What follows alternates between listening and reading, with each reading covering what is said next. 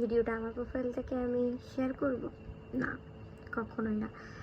তো একটা ভিডিও খুব ভাইরাল হচ্ছে, খুব ট্রোলড হচ্ছে ভিডিওটা নিয়ে। তো আমি কিছু কথা এখানে বলতে চাই, আশা করি আপনারা সবাই জানেন বিষয়টা।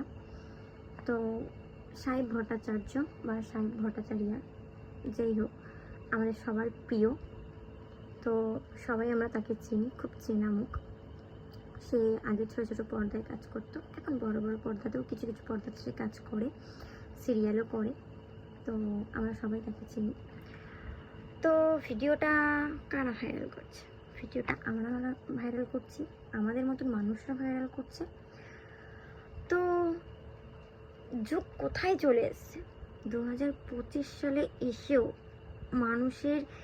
মানুষ যে এতটা বেহায়া, নির্লজ্জ বলে কিছু আছে, সেটা আমার জীবনে আমি ফার্স্ট টাইম এরকম ভিডিও বানাচ্ছি। আমি খুব বড় সড়ো ইউটিউবার না, ছোটোখাটো একটা ইউটিউবার আমি। তো আমার জীবনে ফার্স্ট টাইম এরকম একটা ভিডিও আমি বানাবো, সেটা আমি কোনোদিনও ভাবিনি, স্বপ্নেও ভাবিনি। তো যাই হোক, তো সাহেব ভট্টাচার্য সেটা সবাই আপনারা জানেন, চেনেন তাকে, চেনা মুখ আমাদের। তো আমাদের মানে কি বলবো, আমরা ভিডিও কল কাকে করি? খুব চেনা মানুষকে, খুব কাছের মানুষকে আমরা ভিডিও কল করি।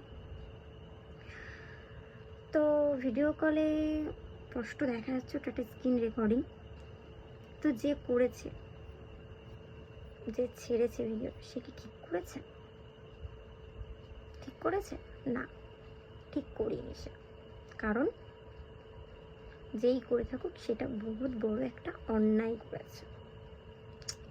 তো এটা যদি সাহেব পণ বা ওই সাইড বা কোনো কিছু একটা কিছু হতো, সেখানে আমি এই বিষয় নিয়ে কোনো কথা বলতাম না।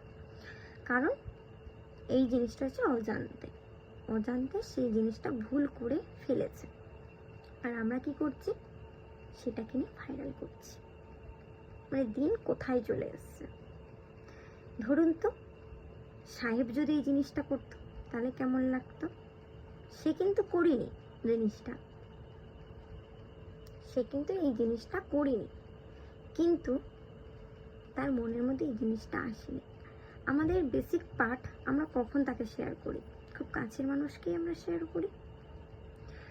তো এত কথা আমার বলাটা ঠিক হবে না। তো যাই হোক,